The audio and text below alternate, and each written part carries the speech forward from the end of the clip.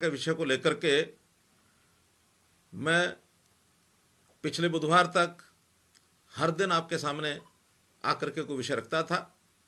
2 दिन के गैप के बाद आज शनिवार के दिन फिर आपके पास आया हूँ। आज का हमारा विषय वो शिक्षा से जुड़ा है। कोरोना के इस संकट में हर वर्ग प्रभाव उस पर पड़ा है, कोई उससे अछूता नहीं है। और ऐसा ही एक वर्ग शिक्षकों का, छात्रों का भी है। स्कूल बंद हैं, पढ़ाई भी नहीं हो पा रही है, समय के हिसाब से चीज़ें चलती रहती हैं। हमें भी इस परिस्थिति के हिसाब से अपने पढ़ाई के तरीके को बदलना है। पहले तो तकनीक शिक्षा का एक विषय होता था, आज तकनीक से ही शिक्षा हो रही है। स्कूल को बंद किया जा सकता है पर ज्ञान और शिक्षा को बंद नहीं किया जा सकता। आज विषय ये नहीं है कि पढ़ें कैसे, बल्कि विषय तो ये है कि कैसे कैसे पढ़ सकते हैं। तकनीक से हमें कई माध्यम दिए हैं, तकनीक के कारण से हम जो पढ़ सकते हैं उसके ऊपर अपना पूरा ध्यान रहना चाहिए। समय की मांग है कि हम घर में रहें, स्कूल न जाएं। हम स्कूल नहीं जा सकते पर स्कूल तो घर में आ सकता है। हम आपके स्कूल को आपके घर में ही लेकर आ रहे हैं। हमने जैसे पहले 3S का एक मंत्र दिया था, stay at home, social distancing, sanitize yourself. आज मैं अपने उस 3S मंत्र को बदल रहा हूं। आज का 3S मंत्र विशेष तौर पर अपने विद्यार्थियों के लिए, छात्र छात्राओं के लिए, stay at home, school at home and study at home. इस प्रकार हम लोग अपने इस मंत्र के हिसाब से अपने इस कार्य को आगे बढ़ाएंगे। निश्चित रूप से हम लोग अपने इस काम को करते हुए आगे बढ़ने के लिए इन लॉकडाउन के दिनों का उपयोग करेंगे। पिछले 25 दिनों में बड़े धैर्य के साथ हम लॉकडाउन का पालन कर रहे हैं। जैसा मैंने 15 अप्रैल को इसी मंच से कहा था कि जल्दी ही ग्रीन लाइट होगी और सामान्य जीवन शुरू हो जाएगा। कोरोना से उपजी अनिश्चितता का सबसे बड़ा प्रभाव हमारे स्कूल कॉलेजों के विद्यार्थियों पर पड़ा है। 18 मार्च को प्रदेश में चल रही स्कूलों की वार्षिक परीक्षाओं को मैंने रोक दिया था।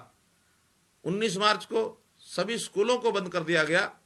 स्कूल के बच्चों का अगला शैक्षणिक सत्र 1 अप्रैल को शुरू होता।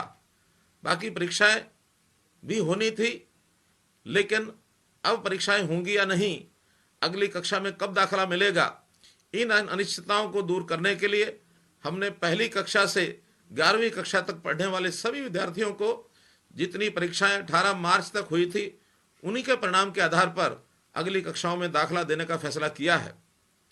15 अप्रैल से 52 लाख विद्यार्थियों की नई कक्षाएं डिस्टेंस एजुकेशन सिस्टम, दूरवर्ती शिक्षा कार्यक्रम के तहत केबल और DTH चैनल्स के माध्यम से शुरू कर दी गई है। और ये केबल और DTH एजुसेट के दूरदर्शन के साथ जोड़ करके हमने किया है।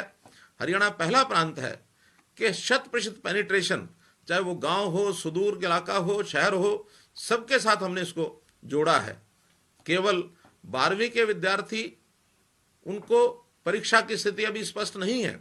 CBSE ने अभी तक अपनी कोई टाइम टेबल बना करके स्थिति स्पष्ट नहीं की है।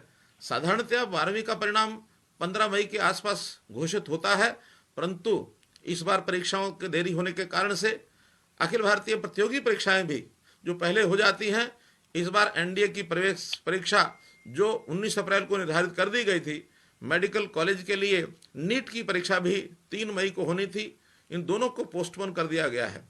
इसी तरह इंजीनियरिंग कॉलेज के लिए भी JEE अर्थात ज्वाइंट एंट्रेंस एग्जाम की 1 जनवरी में जो परीक्षा हो गई थी, उसका परिणाम भी 21 जनवरी को घोषित हो गया था। इसी परीक्षा का एक दूसरा अवसर भी दिया जाता है जो 13 अप्रैल से 17 अप्रैल तक होना था, जिसे कोरोना के चलते पोस्टपोन कर दिया गया। अब 12वीं कक्षा के विद्यार्थियों को विशेष रूप से मैं कहना चाहूँगा कि आप लॉकडाउन की अपनी प्रतियोगी परीक्षाओं के लिए तैयारी का ये इसको एक सुअवसर मान लें, क्योंकि ये अवसर हमको और आगे तैयारी करने के लिए बढ़िया अवसर भी है। शायद स्कूल कॉलेज खुले रहते तो इतनी तैयारी हम नहीं कर सकते थे। ये 2 महीने का जो ज़्यादा समय मिला है, इसमें भी हम डिस्टेंस लर्निंग के माध्यम से, केबल और डीटीएच चैनल के माध्यम से दूरवर्ती शिक्षा कार्यक्रम जो शुरू किया गया है उसका आप लाभ उठाएं। 10वीं 11वीं कक्षा के विषयों के जिन पाठों में आपको कोई कठिनाई है उसे दूर करने के लिए जेई, नीट और एनडीए की परीक्षाएं जून जुलाई में हो तो उसका प्रदर्शन अच्छा हो सकता है। इस बीच मैं आपको विश्वास दिलाता हूं कि हरियाणा स्कूल शिक्षा बोर्ड की 12वीं में बचे हुए विषयों की परीक्षाएं जल्द से जल्दी लेकर परिणाम घोषित करने के सभी हम प्रयास करेंगे। इस पढ़ाई में हमारे बहुत से अध्यापक, लेक्चरार, चाहे वो स्कूल के हों चाहे कॉलेज के हों, बहुत प्रयत्न कर रहे हैं। मैं ऐसे ही आज कुछ लेक्चरर्स और टीचर्स इनकी बातचीत भी आपके सामने मैं कराऊंगा। मेरे साथ लाइन के ऊपर अभी जुड़े हैं नूह के कॉलेज से हमारी लेक्चरर नम्रता। तो नम्रता जी लाइन पर जुड़ी हैं। मैं नम्रता जी को निवेदन करूंगा कि इस प्रकार के बच्चों को किस प्रकार से पढ़ाई में अपना आगे बढ़ करके काम करना चाहिए, एक बार जरा बच्चों को बताएंगे कि बच्चों को कैसे पढ़ाया जाए। आप भी अपने प्रयत्न से जो बच्चों को पढ़ा रहे हैं, कृपया आप अपनी जबानी एक बार बताइए कि किस प्रकार पढ़ा जा सकता है। नम्रता जी। नमस्कार सर। नमस्कार। हमारे यहाँ पर जो हम प्रयत्न कर रहे हैं बच्चों को पढ़ाने के लिए, उसके अंदर हम टेक्नोलॉजी का यूज कर रहे हैं। उसके अंदर सबसे पहले हम बच्चों से व्हाट्सएप ग्रुप के थ्रू जुड़ रहे हैं, वो भी class wise, BA first, second और थर्ड। उनसे हम ज्यादा से ज्यादा बच्चों से जुड़ने की कोशिश कर रहे हैं और जुड़ भी रहे हैं। उसके अलावा इस ग्रुप को हम कैसे यूज कर रहे हैं, उसके अंदर हम बच्चों से सिलेबस जो हमें दिया गया है उसको हम कवर कर रहे हैं, पीडीएफ फाइल्स के थ्रू, यूट्यूब लिंक्स के थ्रू, और गवर्नमेंट की तरफ से जो शिक्षा सेतु ऐप है उसका प्रमोशन भी हम कर रहे हैं, वहाँ भी मटेरियल डाल रहे हैं। ज्यादा से ज्यादा बच्चों को जो डाउट्स हैं क्लियर करने के लिए उनको डेली असाइनमेंट्स और टेस्ट भी दे रहे हैं, ताकि हम बच्चों से पूछ सकें कि उनको कोई घबराहट तो नहीं हो रही, कहीं वो डाउट में तो नहीं है कि उनकी पढ़ाई अच्छे से होगी या नहीं। नम्रता जी, ये बताएंगे कि आपने क्या क्या नए काम किए हैं इसमें? सर, हमने व्हाट्सएप ग्रुप बनाए हैं, 3 सालों के अलग अलग बनाए, हर सब्जेक्ट वाइज अलग अलग बनाए हैं, ताकि बच्चे अपने सब टीचरों से जुड़ सकें। जितने भी बच्चों के पास डिजिटल स्मार्टफोन है सर, उनसे हम कनेक्टेड हैं, और जिनके पास नहीं भी हैं उनसे भी हम कॉल करके जुड़े हैं और उनसे उनके डाउट्स भी पूछते हैं और उनको ये भी बताते हैं कि अगर आपके पास स्मार्टफोन नहीं भी है फिर भी आप अपने टीचरों से जुड़े हुए हैं। बहुत बढ़िया, बहुत अच्छा नम्रता जी। आप इस प्रकार से छुट्टियां क्या, ये जो लॉकडाउन का पीरियड है इसमें समय का उपयोग कैसे किया जाए, बहुत ही एक अच्छे प्रकार से अपने विद्यार्थियों की आप अपने परिश्रम से उनके लिए जो काम कर रहे हैं ये वास्तव में ही बड़ा प्रशंसनीय है। आपका बहुत बहुत धन्यवाद। इसी प्रकार इन दिनों में कुछ और भी कठिनाइयां, समस्याएं जो आ रही हैं। शिक्षा विभाग जो मिड डे मील ये बच्चों को अपने विद्यालयों में देता था, अब चूंकि विद्यालय बंद हैं इसलिए मिड डे मील शिक्षा विभाग के अध्यापकों के द्वारा ये भी हमने बंटवाना शुरू किया है। 15 मार्च और 31 मार्च इन दोनों अवसरों के लिए अप्रैल माह का जो सूखा अनाज है घर घर जा करके बच्चों को बांटा गया है। इस समय की जो कुकिंग कॉस्ट है प्रति विद्यार्थी प्रति माह 134 रुपये से लेकर 200 रुपये प्रति माह की दर से ये बच्चों के खाते में जारी कर दिया गया है। इस भोजन के लिए भी बहुत से अध्यापक अपने जो अच्छा काम कर रहे हैं, इन्हीं में एक अध्यापक अपने हैं रमेश कुमार जी, सफीदों से हमारे साथ जुड़े हैं, जेबीटी अध्यापक हैं। किस प्रकार से बच्चों के लिए वो इस अनाज का मिड डे मील की व्यवस्था वो देख रहे हैं। तो रमेश कुमार जी, आप जरा दर्शकों को सीधा बताइए कि किस प्रकार से आपको ये प्रेरणा मिली और बच्चों तक ये भोजन पहुंचाने का काम आप कर रहे हैं, क्या इसमें आपको कठिनाई आई है, कैसे उसमें से रास्ता निकाला है? रमेश कुमार जी। नमस्कार सर। नमस्कार सर, हमने 265 बच्चे हैं हमारे स्कूल में, उनको घर घर जाके पॉली बैग में पैकिंग करके मिड डे मील वर्करों की सहायता से, एसएमसी मेंबर की सहायता से घर घर जाके बांट दिया सर। और पब्लिक की सोच है कि इस संकट की घड़ी में सरकार हमारे साथ है, हम अकेले नहीं है, कोई भी मुसीबत हो सरकार हमारे हमेशा साथ रहती है। आप ये बताएंगे कि आपने अपने विद्यालय के कितने बच्चों को ये जो घर घर जाकर के अनाज पहुंचाया है? 265 को बांटा सर। 265 को। इसमें सभी अध्यापकों ने आपका सहयोग किया है? हाँ जी, सभी अध्यापकों का ऑपरेशन रहा है अपने साथ। तो जनता का रिस्पांस क्या था? उनकी ओर से कोई विषय समर्थन किया गया या विरोध किया गया, कोई नया सुझाव दिया गया? ये समर्थन किया था पूरा, लेकिन उन्होंने ये कहा कि आप लोग इतनी मेहनत करें, कोरोना में रिस्क ले रहे हैं अपनी लाइफ का, तो आपको भी तो सरकार ने सुविधा देनी चाहिए थी मास्क वगैरह की, लेकिन फिर भी हमने अपने जेब खर्च से मास्क पहन के और हाथों में दस्ताने पहन के पाता था। हाँ, बहुत अच्छा है। हर किसी व्यक्ति को, चाहे वो किसी भी सेवा के काम में लगा है, आज फील्ड में जाने के लिए मास्क पहनना इसको अनिवार्य किया गया है। सब लोग मास्क का प्रबंध करके तभी जाएं। बहुत बहुत धन्यवाद आपका रमेश कुमार जी। इसी प्रकार से एक विषय अभी जो विद्यालय में पढ़ने वाले छात्र हैं उनके लिए नई कक्षाओं में जा कर के जो हम निःशुल्क पाठ्य पुस्तकें हर वर्ष देते हैं, इस बार लॉकडाउन के कारण से वो पुस्तकें उनको नहीं पहुंचाई गई हैं, लेकिन पुस्तकों की कमी को पूरा करने के लिए विभाग द्वारा गांव में पुरानी पुस्तकों का परस्पर आदान प्रदान के भी ये प्रयास किए जा रहे हैं। जैसे लॉकडाउन हटेगा, नई पुस्तकों की मुफ्त आपूर्ति सुनिश्चित की जाएगी। और इस संबंध में भी एक अध्यापक अपने हैं, सुनील दत्त जी, उन्होंने पुस्तकों के संबंध में किस प्रकार से विद्यार्थियों का सहयोग किया है वो भी हमारे साथ लाइन पर जुड़े हैं। सुनील दत्त जी जेबीटी टीचर हैं। ज़रा सुनील दत्त जी बताएंगे कि आपने किस प्रकार से बच्चों की सहायता की है? जी सर नमस्कार। नमस्कार सर, मैंने पर्सनली जहाँ मेरी पोस्टिंग है वहाँ पे जाके प्रत्येक मतलब बच्चों को मोटिवेट करके उनसे मतलब किताबें ली, और दूसरे बच्चों को जो छोटी कक्षाओं में पढ़ते थे उनको वो किताबें जाके दी। और इसके अलावा साथ में जो हमारे पास पिछले साल के कुछ सेट बचे हुए थे, वो भी जो नए बच्चे हैं जो पहली क्लास में जो हमारे पास आ सकते थे, उन बच्चों को हमने पर्सनली जाके दिया। इसके साथ साथ भी मैंने खुद जो हमारे क्लस्टर में और भी स्कूल पढ़ते थे उनके टीचरों को भी इसी तरीके से मोटिवेट किया, और उन्होंने भी उसमें पूरा सहयोग करते हुए उन बच्चों को किताबें बांटी। और जिसका हमें जो ये ऑनलाइन टीचिंग में इसका बड़ा ये लाभ मिला कि बच्चे अब इसके ऊपर पूरा ध्यान देते हुए पूरा काम कर रहे हैं। और हमें जो हर रोज हम काम भेजते हैं तो बच्चे वो तो करते ही हैं, साथ में शाम को दोबारा से मैसेज आता है, सर और काम दो, कि हमने ये तो कंप्लीट कर लिया है। तो बुक्स डिस्ट्रीब्यूशन का जो था वो हमारे से बहुत बढ़िया रहा, और बच्चे इसका लाभ मतलब प्रत्येक बच्चे को मिल रहा है।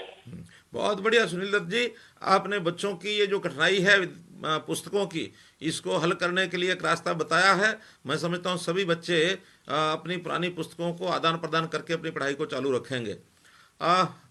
प्राइवेट स्कूलों का एक विषय भी मुझे ध्यान में पिछले दिनों में कई लोगों ने कराया है कि प्राइवेट स्कूल अपनी 3 महीने की एडवांस फीस लेने के लिए उन्होंने सर्कुलर निकाला, लेकिन हमने उनको एक आग्रह किया है नोटिफिकेशन के माध्यम से कि 3 महीने के बजाय वो केवल 1 महीने की फीस लें, और यातायात शुल्क भी उनको नहीं लेना चाहिए। ऐसे कुछ प्राइवेट स्कूल तो ऐसे हैं जिन्होंने आगे बढ़ करके लॉकडाउन के समय की फीस ये पूरी की माफ़ कर दी है। ऐसे स्कूलों का मैं आभार प्रकट करता हूं, और मैं आशा करता हूं कि अन्य स्कूल भी इसी का पालन करें, ताकि जो बच्चे हैं, खास करके ऐसे परिवार, सामान्य परिवार जिनकी कमाई इस समय बंद हो गई, जिनके काम बंद हो गए, वो अपने बच्चों की पढ़ाई को आगे रख सकें। ऐसे किसी बच्चे का भी एडमिशन न रोका जाए, उनके आगे चल करके किस प्रकार से उनकी फीस लेनी है इसका कोई प्रबंध करें।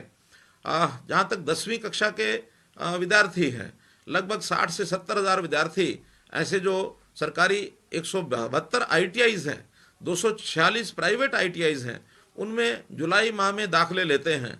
ITIs के अतिरिक्त पॉलिटेक्निक्स में भी वो लोग दाखिले लेते हैं। अब इनकी भी चूँकि कक्षाएं अगस्त में शुरू होती हैं, 24 मार्च को प्रदेश के सभी ITIs को बंद करने के बाद थ्योरी की पढ़ाई फ़ोन पर या ई-लर्निंग से करवाई जा रही है, परंतु प्रैक्टिकल्स की पढ़ाई लॉकडाउन की अवधि के बाद ही प्रारंभ किया जाएगा। ITIs में 81 ट्रेड हैं, 30 से 35 ऐसे ट्रेड हैं जिनमें 10वीं में गणित या विज्ञान की परीक्षा उत्तीर्ण की शर्त होती है।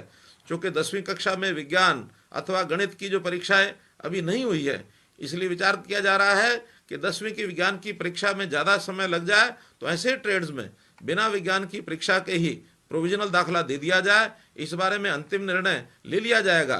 विचार ये भी है कि गणित या विज्ञान के विषय पास नहीं हो पाएंगे तो उन्हें बिना गणित अथवा जो विज्ञान गणित के विषय के ट्रेड हैं उसमें जाने की छूट दे दी जाए। ऐसा ही पॉलिटेक्निक्स में भी ऐसे जो ट्रेड हैं जिनमें डिप्लोमा के लिए दाखला लेना चाहते हैं, वहाँ भी गणित और विज्ञान दोनों विषयों की उत्तीर्ण करने के बाद ही ऐसे जो ट्रेड्स हैं उनके अंदर रखा जाएगा, अन्यथा दूसरे ट्रेड्स में जाने के लिए उनको छूट मिलेगी। कॉलेजेस में भी, हायर एजुकेशन में शिक्षा के लिए बहुत से ऐसे ऑनलाइन प्रावधान किए गए हैं जो यूट्यूब के माध्यम से, गूगल हैंगआउट के माध्यम से 25 मार्च के दूसरे सेमेस्टर का ई शिक्षण इसको हमने शुरू करवा दिया है, बहुत जोरों से चल रहा है। 9000 से भी अधिक प्राध्यापक जो ई लर्निंग के माध्यम से स्टूडेंट्स को शिक्षा दे रहे हैं। 28,000 के लगभग विद्यार्थियों ने अपना फीडबैक विभाग को दिया है, उनमें से 90% विद्यार्थियों ने कंटेंट की बहुत प्रशंसा की है। हमारे एक कॉलेज के लेक्चरर हैं विवेक गोयल जी, जो हमारे साथ जुड़े हैं गवर्नमेंट नेशनल कॉलेज सिरसा से, और वो इस विषय में सब विद्यार्थियों को अपनी ओर से कुछ मार्गदर्शन करेंगे ताकि विद्यार्थियों का उनको लाभ हो। श्री विवेक गोयल जी, आप बताएंगे जरा। नमस्कार सर। जी नमस्कार सर, मैं गवर्नमेंट नेशनल कॉलेज से बायोलॉजी का प्रोफेसर हूँ, जूलॉजी पढ़ाता हूँ जी। और जैसे ही लॉकडाउन शुरू हुआ तो एक बार बच्चों को सेंसिटाइज करना पड़ा कि हमें जुड़ना पड़ेगा पढ़ने के लिए। एक 4-5 दिन उसमें निकले और पिछले 20-25 दिन में हम 15 से ज्यादा बार इंटरेक्ट कर चुके हैं। हम अपने लेक्चर्स खुद भी बना रहे हैं, हम यूट्यूब के लिंक भी दे रहे हैं और व्हाट्सएप ग्रुप बनाया हुआ है हमने बड़ा सारा। मोर देन 120 स्टूडेंट्स हैं और सभी बच्चों को उस ग्रुप में पोस्ट करने की इजाजत है, मतलब कोई भी स्टूडेंट उसमें कुछ भी पोस्ट कर सकता है। जिन बच्चों के पास मोबाइल नहीं है उनसे हम फोन पे और ऑडियो कॉल कर रहे हैं। मेरे तो कुछ स्टूडेंट्स ने अपने एक्स्ट्रा फोन डोनेट तक करने की बात की है कि हम उन बच्चों को अपने फोन दे देते हैं उनके पास मोबाइल नहीं है। बहुत बढ़िया। ऐसा किया भी है। वो एक टाइम बिंग इमरजेंसी है, सॉलिडारिटी है, सब इकट्ठे चल रहे हैं और सभी साथ दे रहे हैं। बहुत ही अच्छी बात है गोयल जी, आपने जो प्रेरणा दी है विद्यार्थियों को कि अपने मोबाइल का भी दूसरे लोगों के लिए वो उपयोग करवा रहे हैं। इस प्रकार परस्पर सहयोग से हम सब लोग अपनी शिक्षा को, इस कदम को आगे बढ़ा सकते हैं। हमने कई प्रकार के ऐप देखे हैं, यू दोस्त व टच बेस इस नाम से ऐप, इनके माध्यम से स्टूडेंट्स को विशेष प्रकार की एक मनोवैज्ञानिक, जिसको कहना चाहिए शिक्षा, इसकी सुविधा भी प्रदान की जा रही है।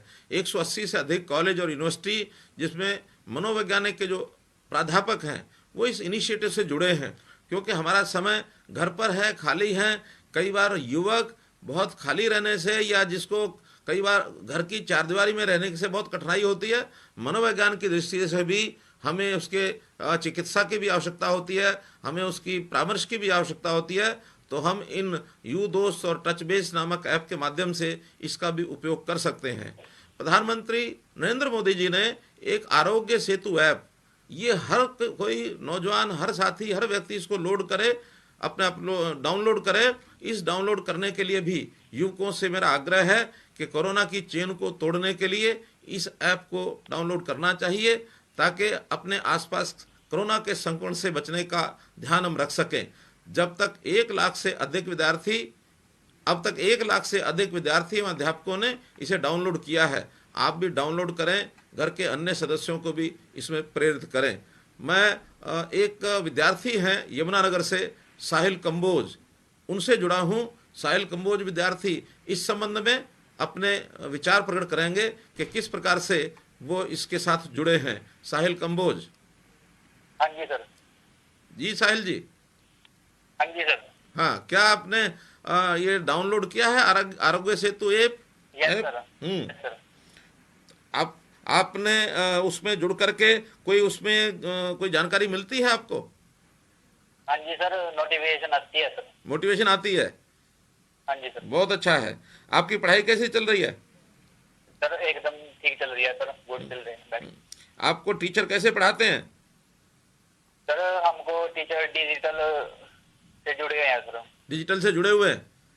हाँ जी सर। लॉकडाउन का पालन करके लग रही है सर हमारी।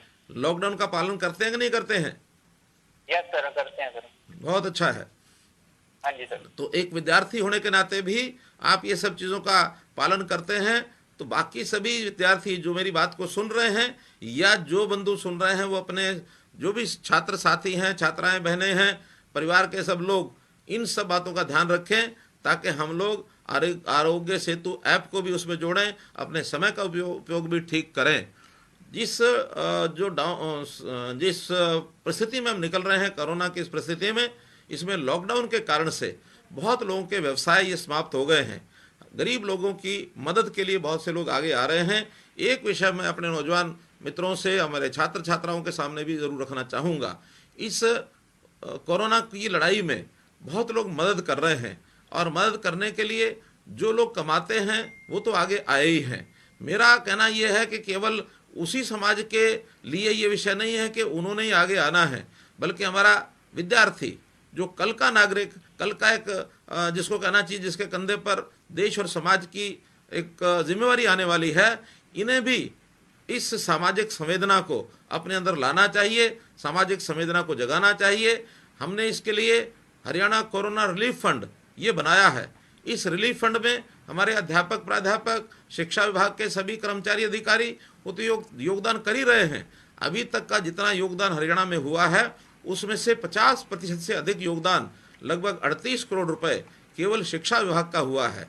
मेरा ऐसा एक संकेत भी है, मेरा मानना है कि हम जो नौजवान साथी हैं ये भी भले यानी सांकेतिक रूप से इसमें जुड़ें, लेकिन अपनी खर्ची में से यदि हम भी इस सामाजिक संवेदना से जुड़ना चाहते हैं, योगदान करने के लिए कम से कम 5 रुपये हर एक विद्यार्थी यदि इसमें डालता है तो इससे राशि भले बड़ी ना हो, लेकिन हमारा जुड़ाव इस समस्या के निदान के लिए बनेगा। इसलिए मैं आपसे अपील करता हूं कि हर विद्यार्थी कम से कम 5 रुपये अपने इस कोरोना रिलीफ फंड में योगदान करे, ऐसा मेरा उनसे निवेदन है। मैं अंत में आप सब लोगों से अपील करूंगा कि इस समय का हम भरपूर उपयोग करें, खाली रहें नहीं रहें, जो भी घर के कामों में सहायता करें और अपनी पढ़ाई इसको जारी रखें, अपने आप को तैयारी करें। ये समय, जिस समय का हम उपयोग कर रहे हैं, हमको जो ज्ञान मिल रहा है वो भले किताबों से नहीं मिल रहा है, परिस्थिति और अनुभव ये भी उसके लिए बहुत लाभदायक हमको हो रहा है। आने वाले जीवन में ये हमको बहुत ही मदद करेगा। मित्रों, याद रखिए कि आपके जीवन का महत्वपूर्ण समय है। आप शिक्षित भी हो रहे हैं और समझदार भी हो रहे हैं, इसलिए शिक्षित होना ये हमारे जीवन स्तर को ऊंचा उठाएगा, और जो समझदार होना है ये हमारे जीवन को आगे बढ़ाएगा। इस सारे काम को यदि करेंगे तो निश्चित रूप से आप नई पीढ़ी के रूप में स्वयं भी पालन करिए, परिवार के एवं अन्य साथियों को भी इसका पालन कराइए।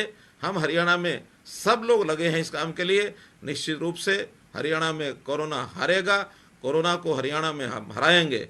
हरियाणा से हारेगा, भारत से भागेगा। इस लाइन के साथ मैं अपनी बातचीत को समाप्त करता हूँ। बहुत बहुत धन्यवाद, बहुत बहुत आभार।